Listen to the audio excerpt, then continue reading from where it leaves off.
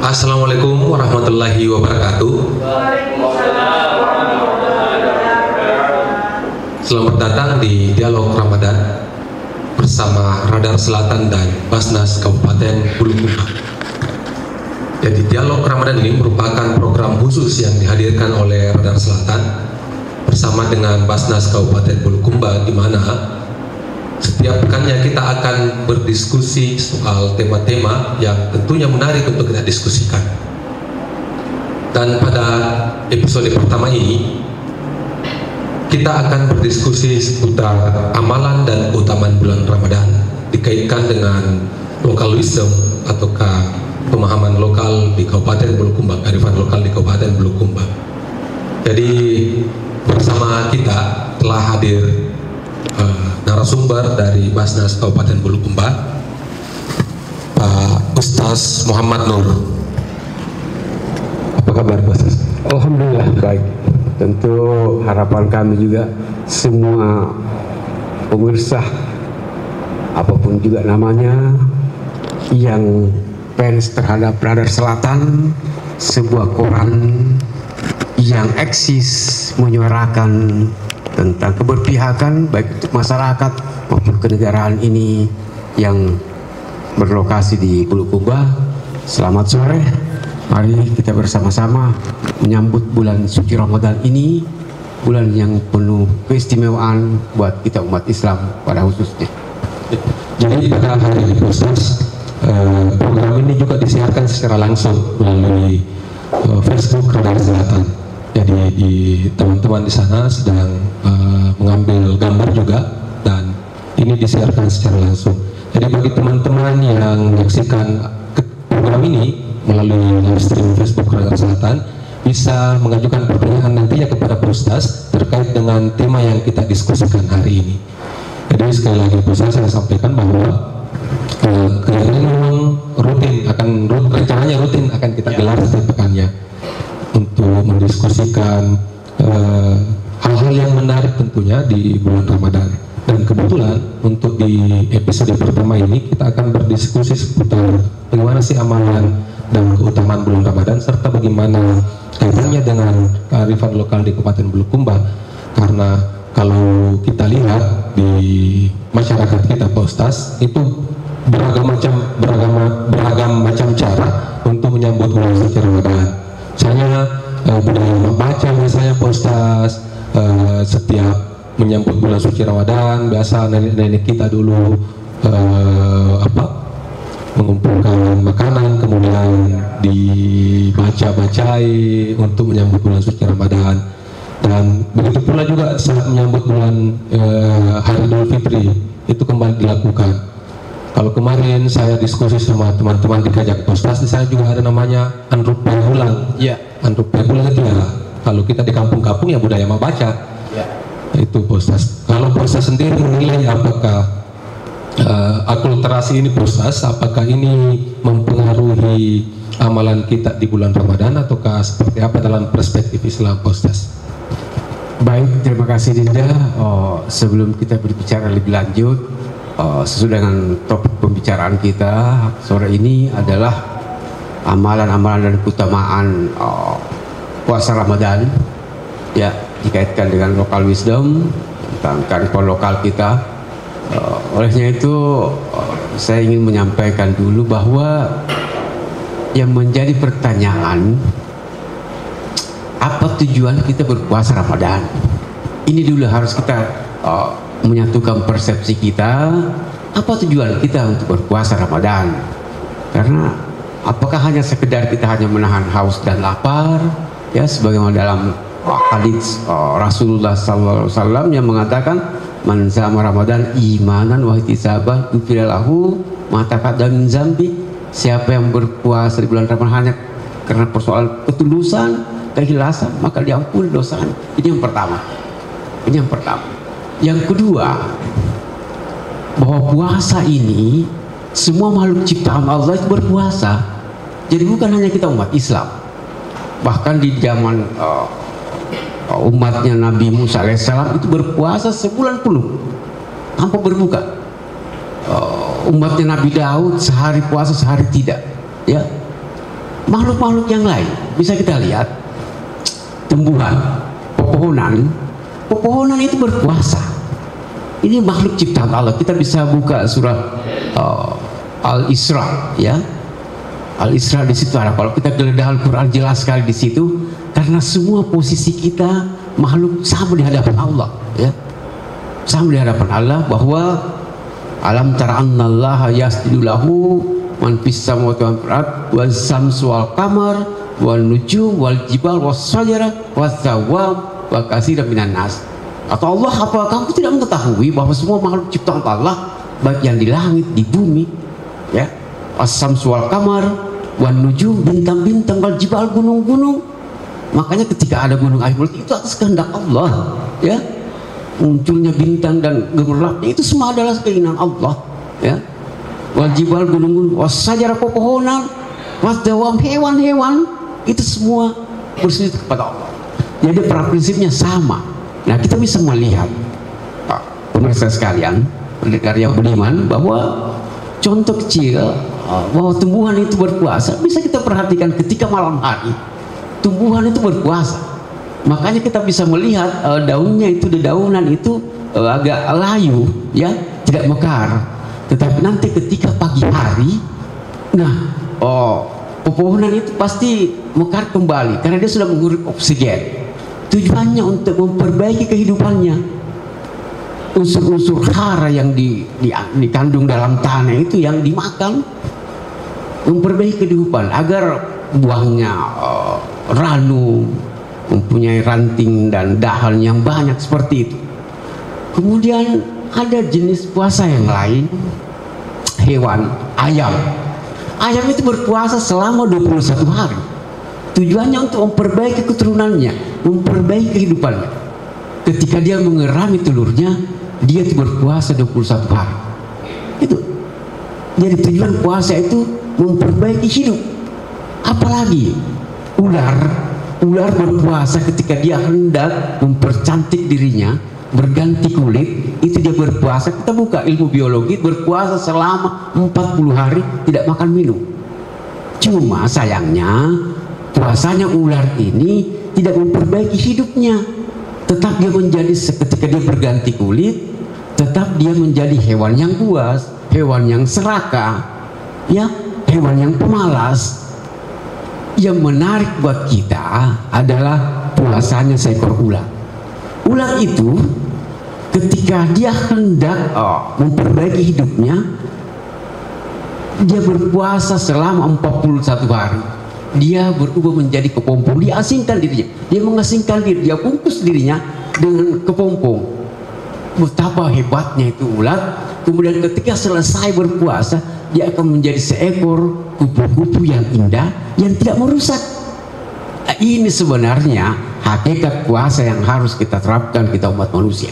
Makanya Rasul mengatakan, mohon maaf, bukan bermaksud menggurui, ini kita sudah hafal semua. Ada hadis yang mengatakan, kamin zaimin laisa min siyami illa jual atas. Betapa banyak orang yang berpuasa tidak memperoleh apa-apa, hanya selain haus dan lapar.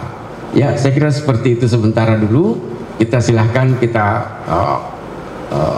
melanjutkan dengan dialog-dialog. Tetapi nah, bagaimana tentang kaitannya dengan kearifan lokal? Ya, local wisdom. Sebenarnya saya kebetulan orang yang pernah bergelut di dunia kebudayaan. Saya pernah kabit kebudayaan di dinas pariwisata. Kalau kita teringat beberapa tahun 2016 ketika ada sebuah TV nasional yang membuat satu VTV film lepas itu di Kajang, ternyata kita digugat karena oleh kalangan di dalam kawasan karena rupanya sinopsisnya tidak sesuai dengan realitas ketika dia syuting.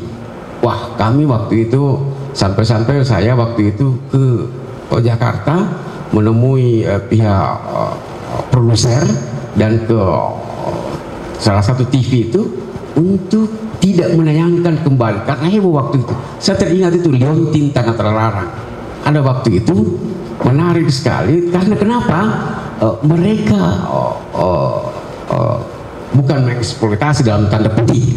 Mereka membuat sebuah cerita film lepas, tetapi tidak beririsan dengan budaya lokal setempat.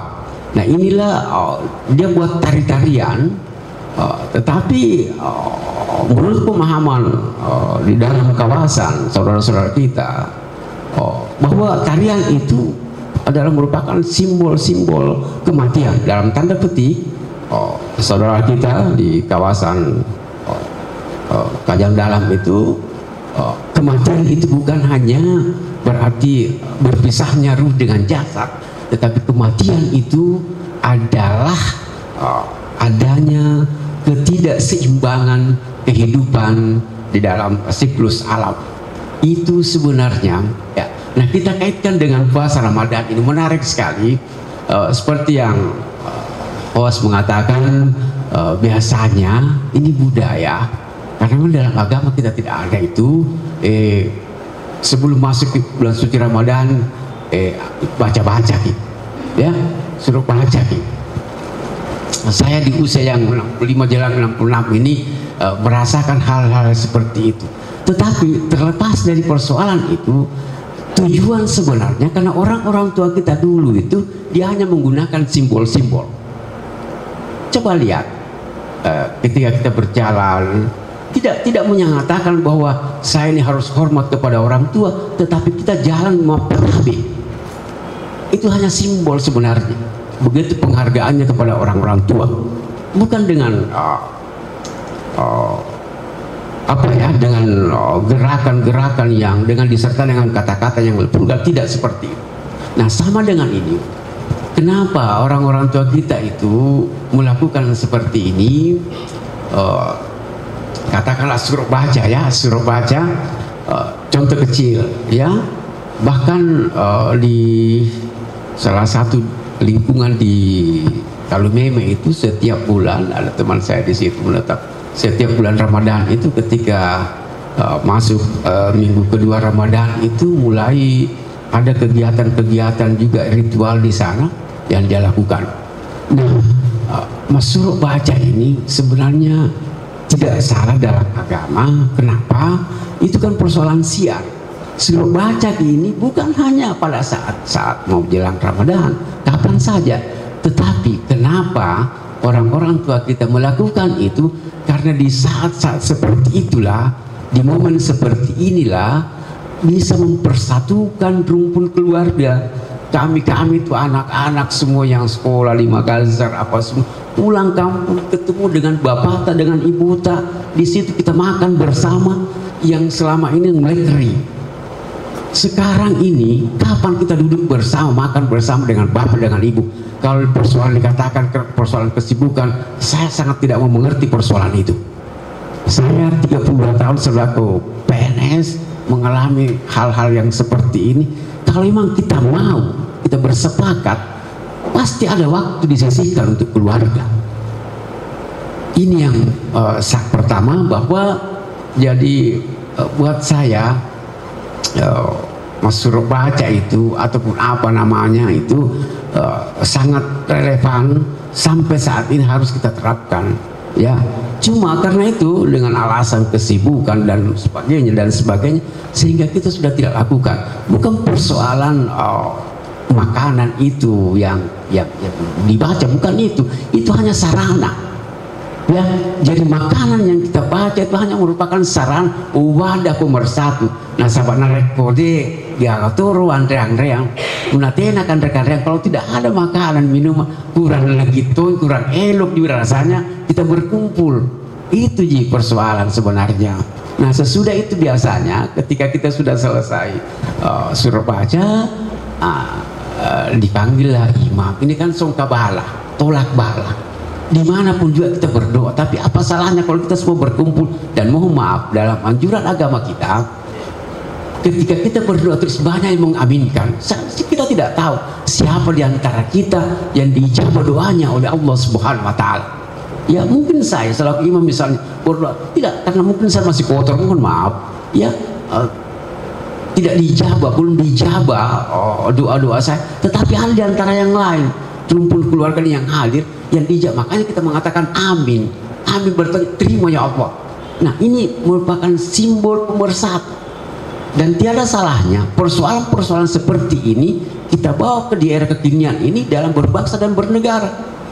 Wa ta'awunu bil birri wat taqwa wa la ta'awunu 'alal itsmi wal 'udwan. Kita bertolong-tolongan dalam berbuat kebajikan dan takwa, kata Allah, wa la ta'awunu 'alal itsmi wal 'udwan. Jangan bertolong-tolongan dalam berbuat kesesatan, berbuat kezaliman, berbuat kerusakan. Jadi ini merupakan simbol, tetapi buat saya budaya-budaya seperti ini sungguh layak untuk tetap kita kedepankan, kita lakukan. Saya kira seperti itu. Terima kasih Ustaz. Sebelum kita lanjut, di forum ini juga telah hadir bersama kita dari Forum Anak Kabupaten Bulukumba dan juga teman-teman dari PPDI yang sementara di perjalanan. Jadi selain disaksikan melalui streaming Padang Selatan, di forum ini juga ada forum yang hadir langsung di studio Padang Selatan, dan nantinya teman-teman yang hadir di forum ini juga bisa mengajukan pertanyaan. Begitupun juga yang di live streaming. Jadi itu tadi penjelasan dari Pak Ustaz soal bagaimana keutamaan bulan Ramadan, bagaimana amalan-amalan yang seharusnya dikerjakan di bulan Ramadan, dan bagaimana keterikatannya dengan local wisdom atau pengetahuan lokal di Kabupaten Bulukumba. Menarik dari Pak Ustaz soal baca-baca. Pak Ustaz menyatakan bahwa mak baca ini sebenarnya tidak mengganggu esensi dari bulan Ramadan itu sendiri. Justru ini mesti kita budayakan, karena ini menjadi ajang pemersatu bagi kita keluarga, sekaligus bagaimana merawat persaudaraan sesama begitu. Tapi apakah mak baca ini Pak Ustaz, dia tidak mengganggu secara syariat ya? Secara syariat mengganggu amalan Ramadan atau amalan berpuasa, atau bagaimana Pak Ustaz? Kalau menurut Pak Ustaz sendiri. Baik, terima kasih.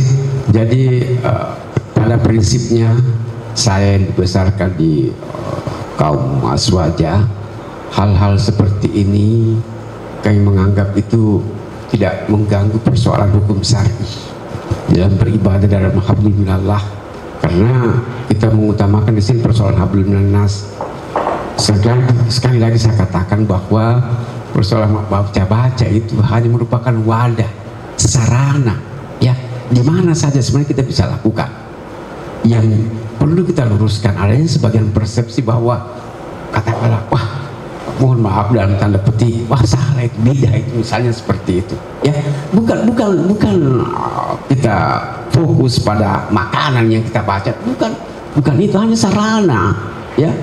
Yang dibaca ini bukan makanannya yang dibaca, bukan. Doanya doa-doa, melantunkan doa-doa zikir kepada yang Al-Khaliq, yang Maha Pencipta, seperti itu. Ini sudah hadir bersama kita juga dari PPDI Kabupaten Bulukumba membersamai forum ini. Jadi itu tadi penjelasan Pak Ustaz soal bagaimana mak baca-baca. Tapi kalau selain mak baca-baca, Pak Ustaz, kan ada berbagai macam budaya-budaya lokal di Kabupaten Bulukumba yang kadang dilakukan oleh, atau kan sering dilakukan oleh masyarakat ketika menyambut bulan suci Ramadan. Soalnya salah satunya ziarah kubur. Selain mak baca ada juga ziarah kubur.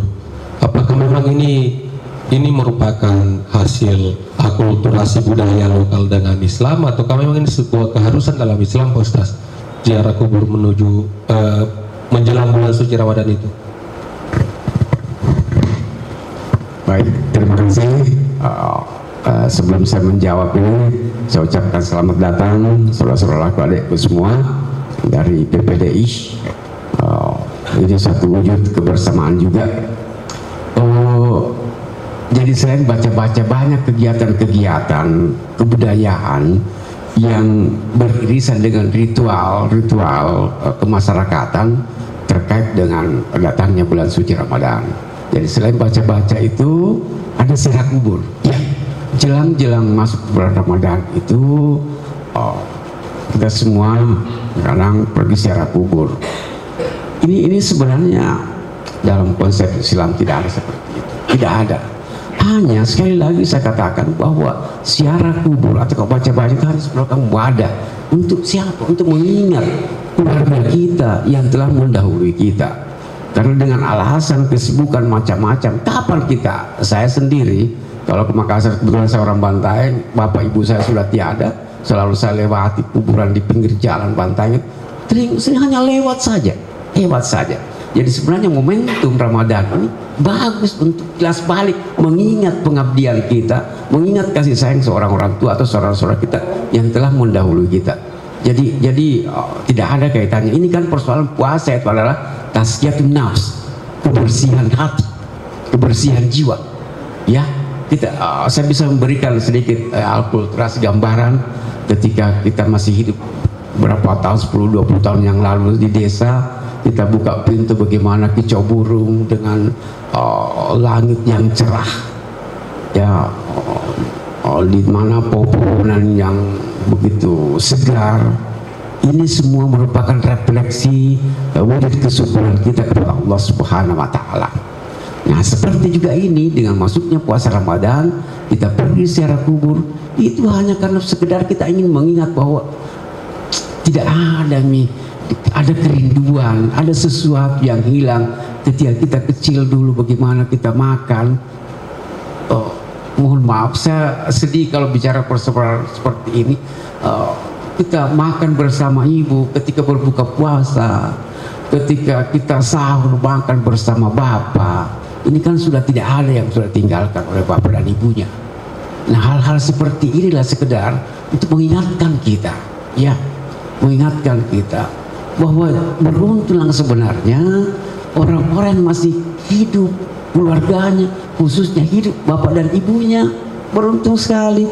Ya, tidak salah kalau Rasul mengatakan al-jannatu tahta aqdamil ummahat, bahwa surga itu rijlha, berada tidak jauh di kedua telapak kaki ibu. Nah, ketika ibu kita sudah tidak ada, di mana lagi kita punya? Itu sudah hilang pintu surga. Inilah sebenarnya salah satu cara kita untuk kembali merefleksi diri kita, mengingat orang tua kita, jasa-jasa orang tua kita, dengan mendoakannya. Bukan hanya di tempatku, di ziarah, di kuburannya kita berdoa, di masjid ketika selesai salat kita berdoa, itu lebih afdal sebenarnya. Jadi ziarah kubur itu hanya merupakan lagi-lagi lokal wisdom. Mungkin di negara-negara lain, contoh lah ya, saya bisa beri contoh sedikit. Persoalan lafaz bacaan Quran, kalau orang Madura, kita orang Bugis Makassar Al-Fatihah ihdinas siratal mustaqim. Tetapi kalau orang Madura itu dialeknya, lidahnya itu keras, dia katakan ihdinas siratal mustaqim. So, kita menganggap itu salah, padahal benar tidak, karena memang sudah merupakan local wisdom. Jadi besarkan dalam wadah seperti itu.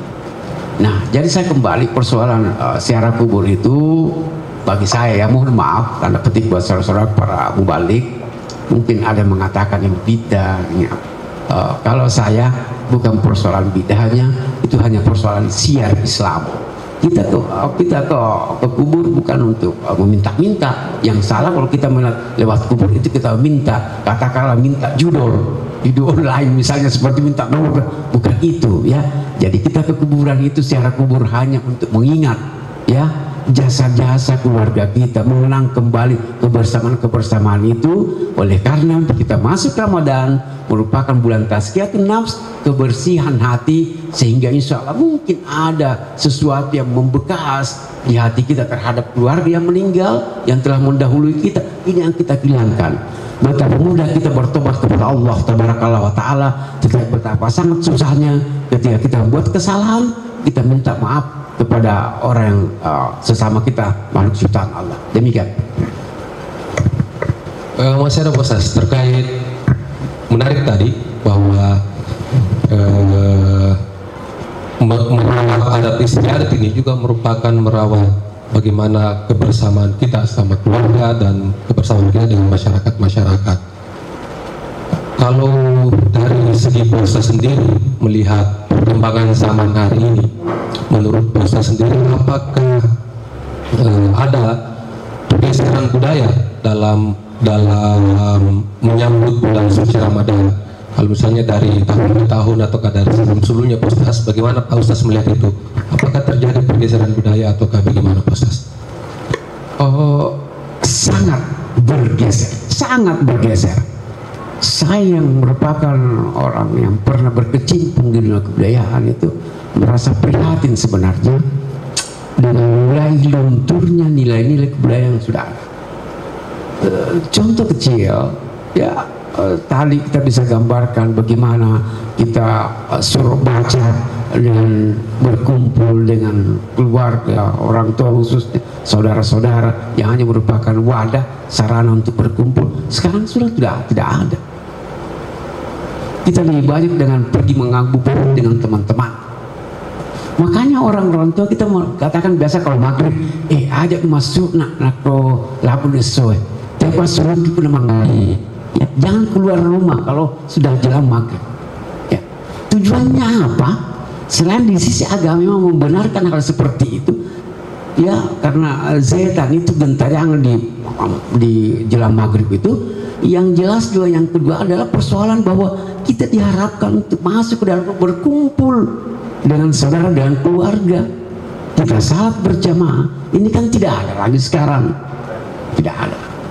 Nah, kenapa terjadi miskomunikasi dengan keluarga, dengan orang tua? Karena hal seperti ini jarangnya kita, sudah langka kita duduk bersama, berkumpul bersama.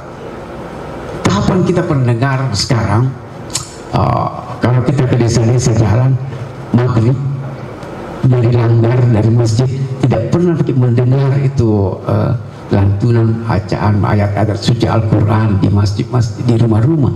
Tidak ada. Saya waktu di bagian Kesr di Pemda pernah waktu eranya Pak Bupati Wali Kota kita canangkan itu pendekatan dengan guru-guru mengaji tradisional, ya bukan guru-guru TKTPA itu di belakang, guru-guru mengaji tradisional. Ini kan sudah tidak ada. Pergeseran sama dengan kemajuan informasi dan teknologi ini mulai bergeser. Tetapi kalau kita punya kemauan bersama, tentu pemerintah tidak bisa jalan sendiri, tentu harus didukung oleh masyarakatnya. Kita bersama kembali menciptakan suasana-suasana seperti ini, ya tentu sesuatu yang baik buat kita semua. Saya kira seperti itu. Jadi begitulah tadi penjelasan dari Pak Ustaz. Selanjutnya mungkin ada teman-teman dari peserta yang hadir di studio Radar Selatan untuk mengajukan pertanyaan kepada Pak Ustaz. Kalau ada silakan. Baik, terima kasih. Assalamualaikum warahmatullahi wabarakatuh. Cukup menarik apa yang menjadi dialog kita pada kesempatan sore hari ini terkait amalan dan keistimewaan bulan suci Ramadan ketika kita kaitkan dengan kearifan lokal. Seperti yang disampaikan narasumber tadi bahwa kearifan lokal di daerah kita termasuk di Kabupaten Bulukumba ini seperti yang kita ketahui bahwa ada tradisi yang biasanya kita lakukan, misalnya menyambut bulan Ramadan dan menjelang Idul Fitri.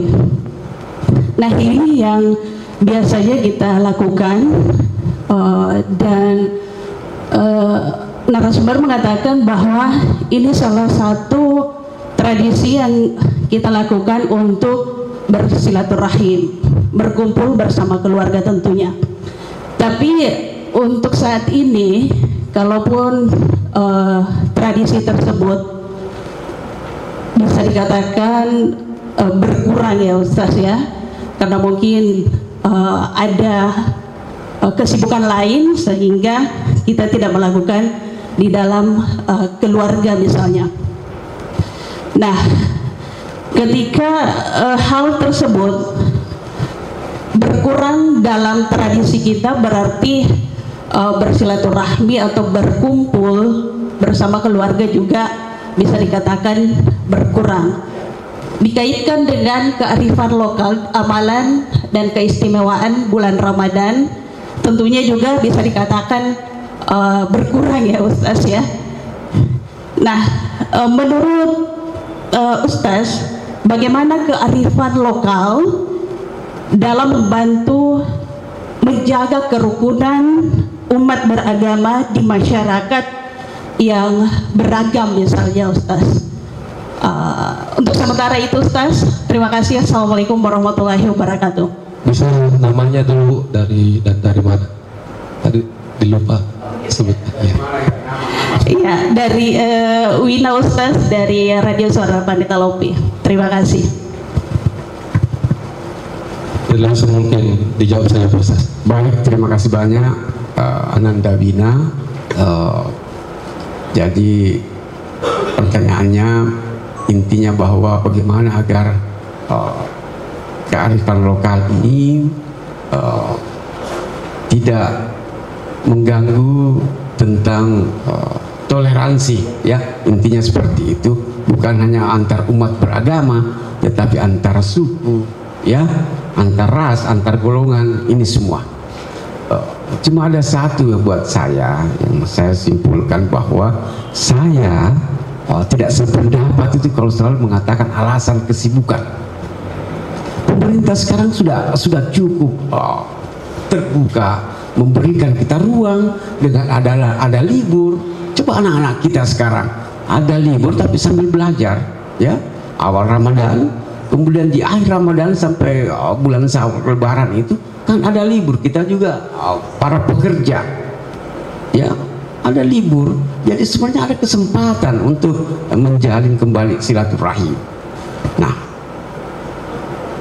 yang menjadi persoalan, ya, perlu kita bahas juga, silaturahim itu apa?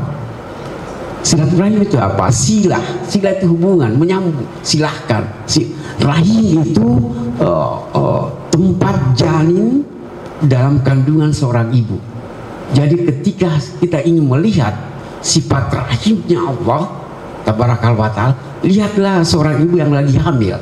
Pasti dia dengan penuh ketulusan menyayangi janin yang ada dalam rahimnya. Ini dulu perlu kita seragamkan dulu pendapat kita, bahwa jadi silaturahim itu hubungan penuh ketulusan.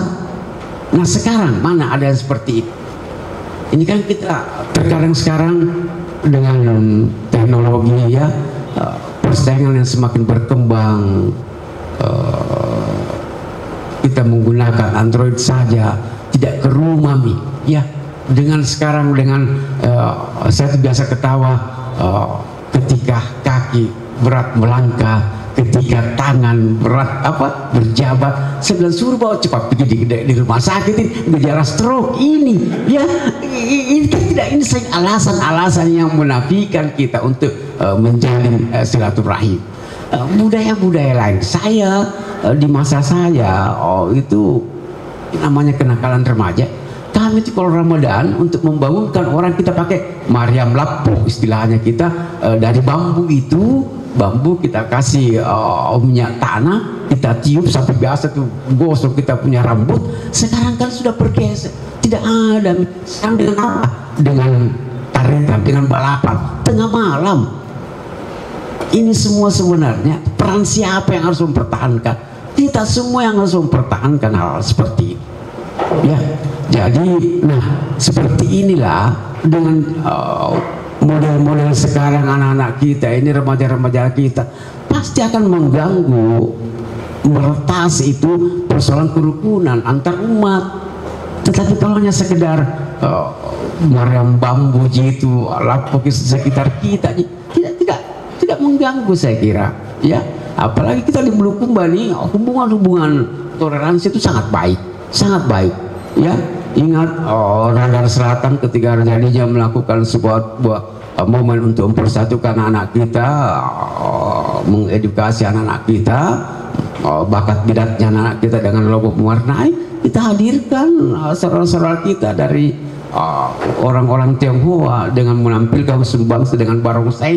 Ini satu gambaran, salah satu cara untuk mempersatukan kita bukan hanya antar umat beragama dalam tanda petik, antar suku, antar marga. Nah, olehnya itu dalam kondisi saat ini tentu saya sangat tidak sependapat dengan persoalan-persoalan kekinian yang banyak merasuki anak-anak kita, ya, bukan hanya anak kita, orang tua, istri saya sendiri.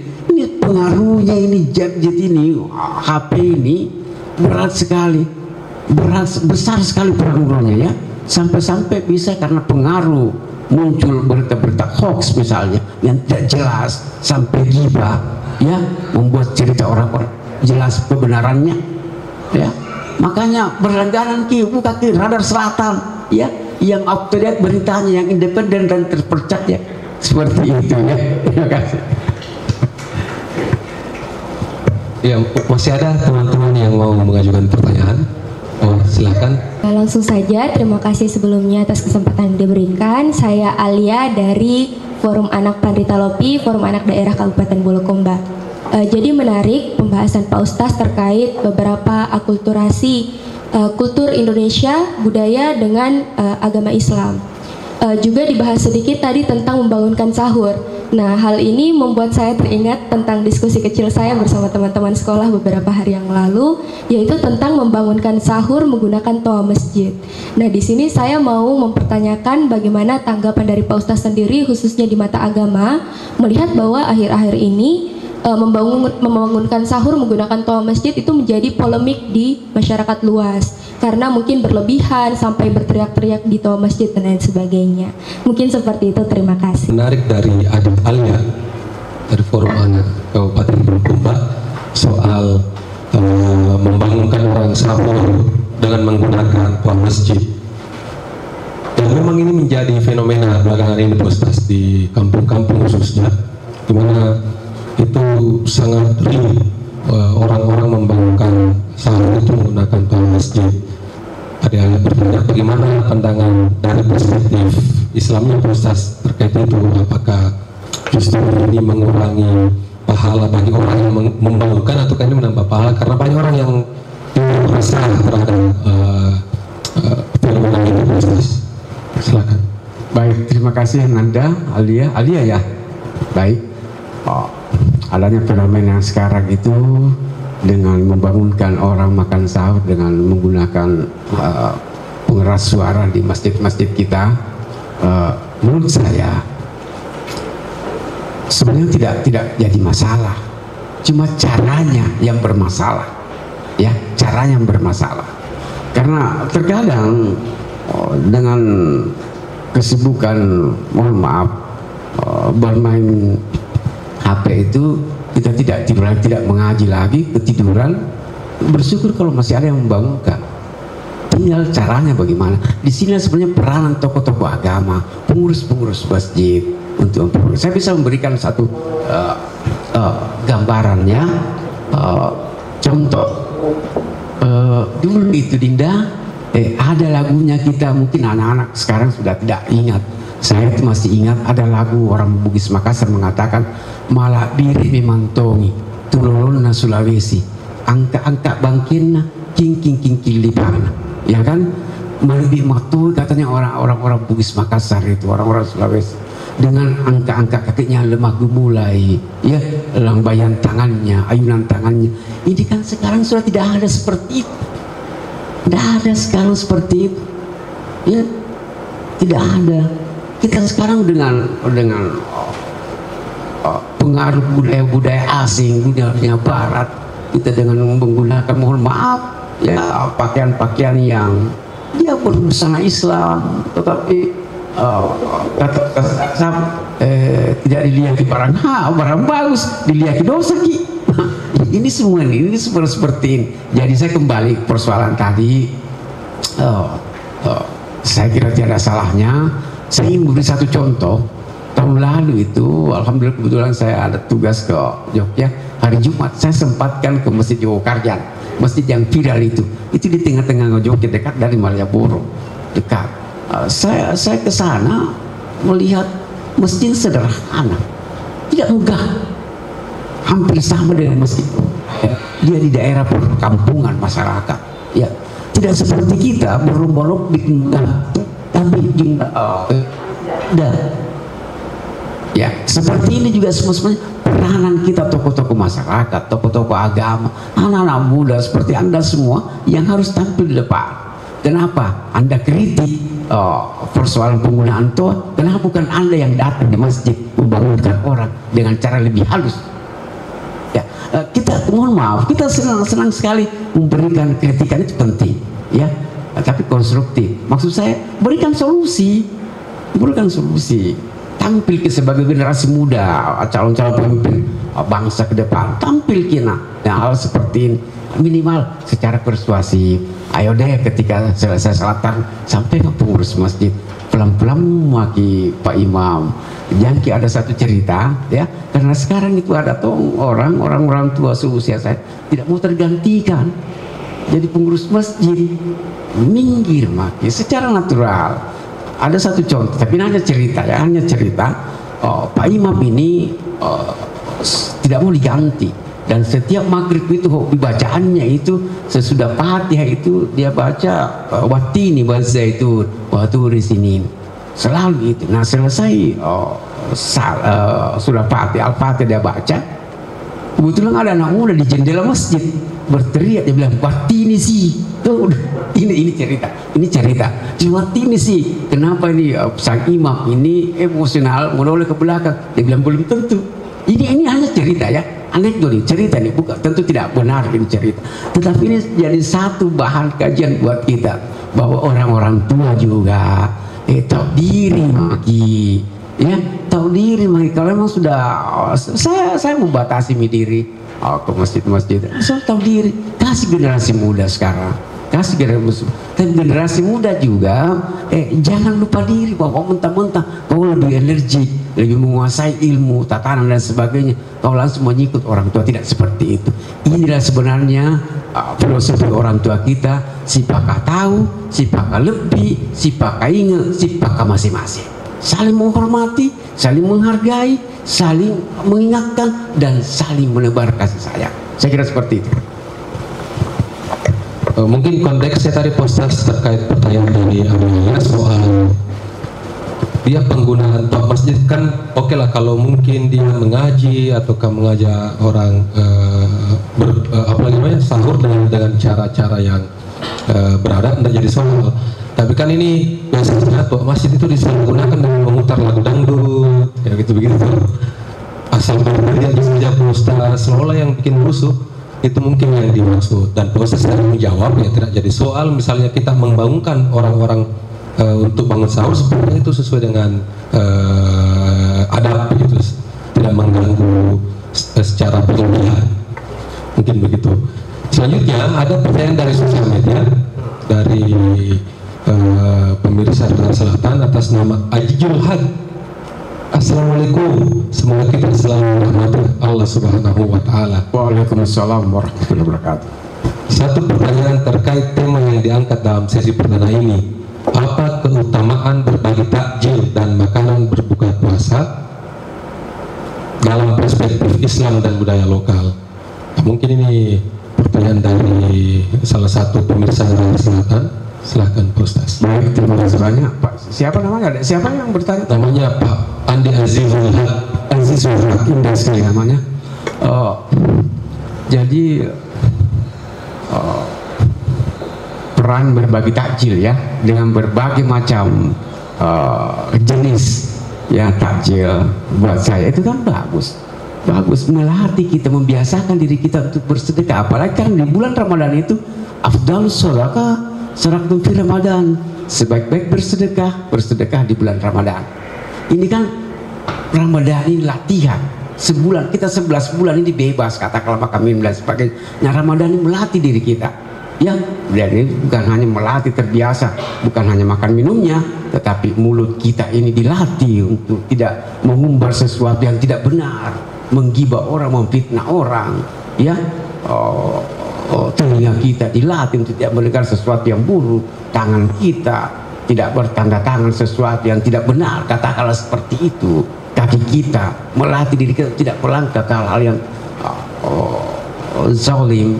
Nah, ini semua dilatih di bulan Ramadan, termasuk berbagi takjil. Tidak apa-apa, bagus ini melatih diri kita, kebiasaan-kebiasaan kita, ya tidak apa-apa. Ini siar persoalan. Ada yang mengatakan betul al-yadu mulia khairum minal yadi zubla, ya, karena tangan yang di atas jauh lebih mulia daripada tangan yang di bawah. Yang meminta itu jauh lebih mulia, ya, yang tangan di atas. Dan tangan kanan memberi tidak diketahui oleh tangan kiri, benar sekali. Tapi tidak apa-apa, pelan-pelan dululah. Di Ramadan melatih diri kita ini terbiasa memperlihatkan orang, tidak apa-apa. Persoalan ini niat. Innamal a'malu binniyat wa innamal mana bahwa sesuatu tidak sesuatu pekerjaan berdasarkan niat sih. Jadi bukan persoalan sedikit-sedikit mau dikata itu, mau dibilang itu. Jangan dulu lah. Biarkan saja orang melatih diri, berbagi, sehingga insya Allah, makanya Ramadan itu Dinda, kita bisa lihat hasilnya ketika di bulan Syawal, 1 bulan Syawal tahun depan insya Allah, bila kita diberikan umur yang panjang oleh Allah, kita bisa lihat hasilnya, buahnya Ramadan ini. Apakah dia masih perilakunya masih seperti perilaku di bulan Ramadan, sering berbagi takjil, sering bersedekah, sering memberikan sesuatu yang baik-baik, ucapan-ucapan, tutur kata yang baik kepada orang. Kita bisa lihat nanti di bulan Syawal. Inilah Ramadan ini kayak kita SD, ya, sekolah mulai SD. Apa itu SD?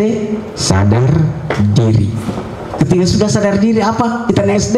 SMP, selalu mengetahui permasalahannya ada, ya. Dan ketika sudah selesai SMP, kita masuk SMA atau SMK, siap menerima kenyataan. Demikian. Oke, itu tadi jawaban dari Bu Ustaz terkait pertanyaan dari teman-teman di media sosial, khususnya di live streaming Radar Selatan melalui Facebook. Jadi untuk selanjutnya kita kembalikan dulu ke forum. Seperti masih ada satu lagi pertanyaan, masih bisa untuk bertanya kepada Pak Ustaz Muhammad Nur. Silakan teman-teman yang mau bertanya. Oh, ada. Silakan, Bu.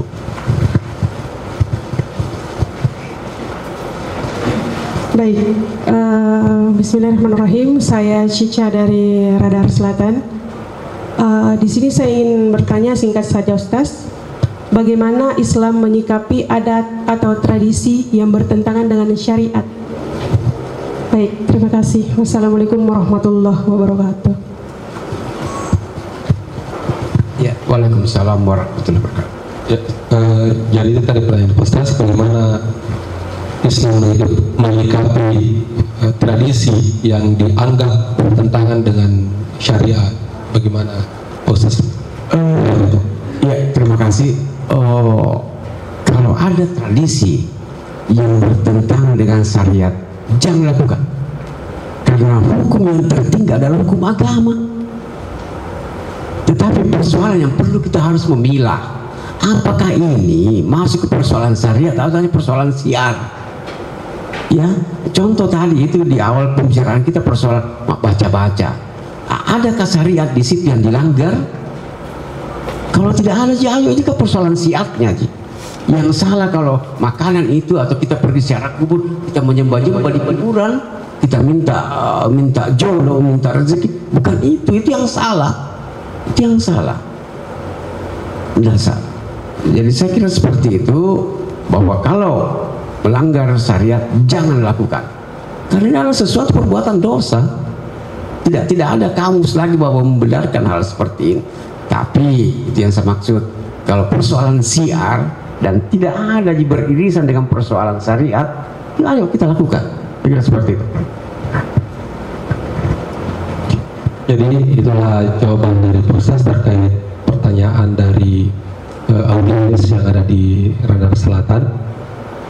Jadi sebelum kita mengakhiri Pak Ustaz, mungkin masih ada pertanyaan dari saya sendiri Pak Ustaz terkait dengan salah satu budaya kita di Purbalingga ataukah mungkin di mana di Indonesia.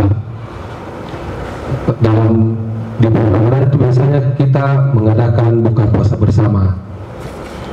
apakah di buka puasa bersama yang jelas harus dihadiri oleh orang berpuasa atau bisa yang tidak puasa, Bu Ustaz?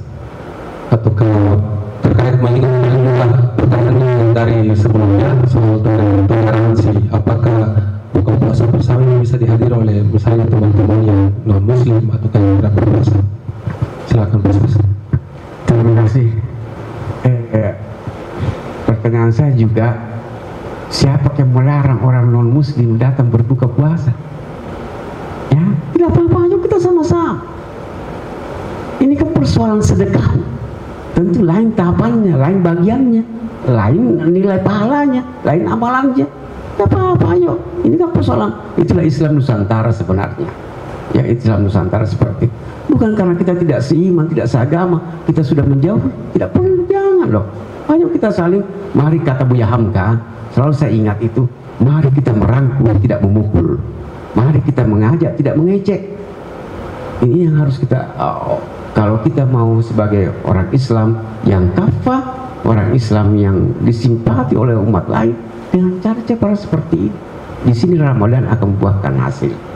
Nah, tadi itu persoalan buka puasa, ada satu hal yang sebenarnya menggelisahkan saya, ya, menggelisahkan saya. Ketika kita berpuasa, yang diundang kalangan orang-orang yang mampu, yang mapan.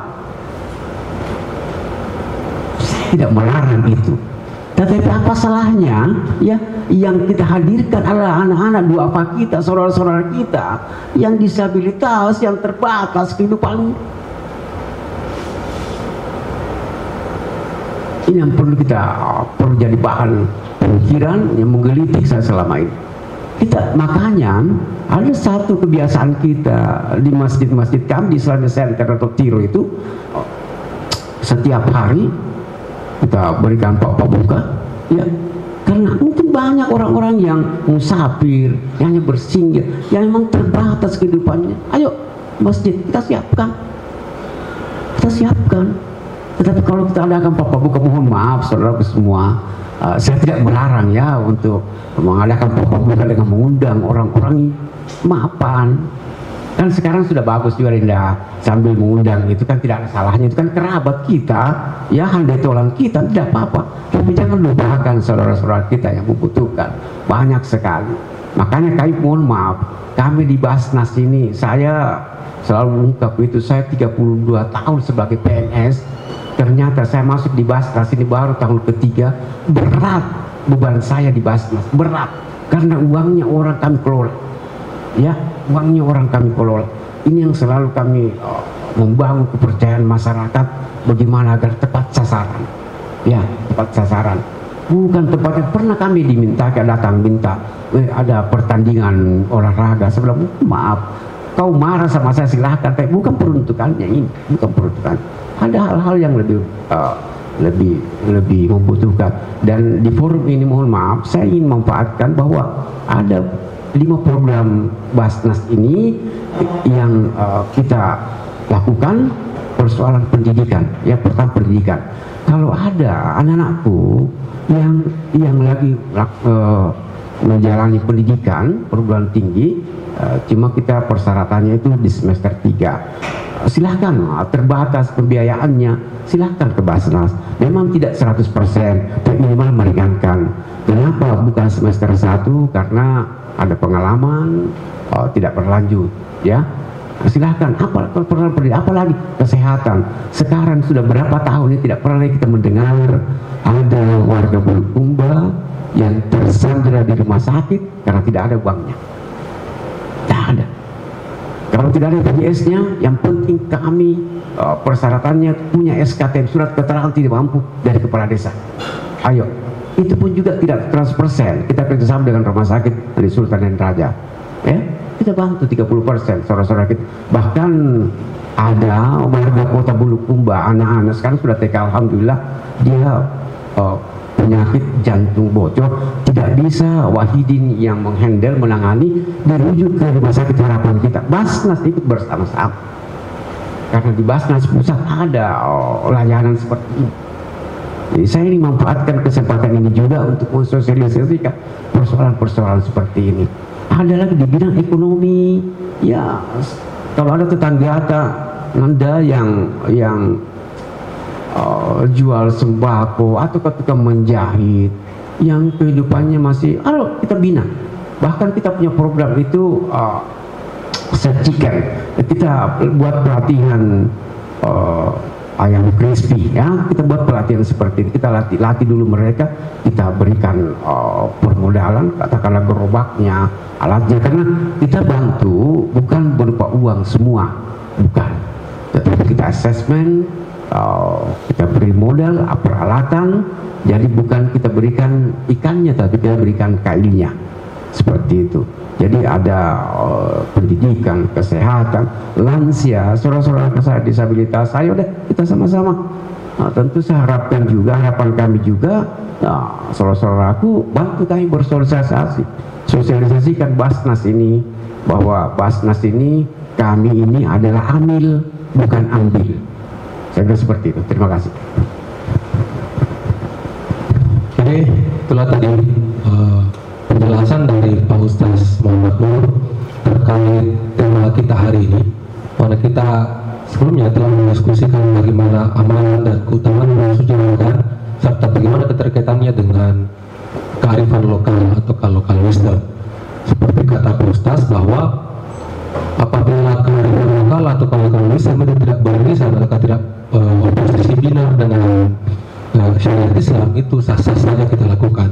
Apalagi itu semakin mampu menambah kepercayaan kita, bahkan menambah integritas kita, integrasi kita dengan masyarakat atau dengan keluarga kita sendiri. Baiklah, mungkin cukup sekian pertemuan kita hari ini. Terima kasih kepada teman-teman forum yang telah hadir di sini. Ada dari Forum Anak Bulukumba, ada dari PPDI, ada dari teman-teman Ronda Selatan, Krono Selatan. Terima kasih, dan terutama terima kasih kepada Pak Ustaz Muhammad Nur atas kehadirannya dan telah memberikan kita pemahaman baru tentunya.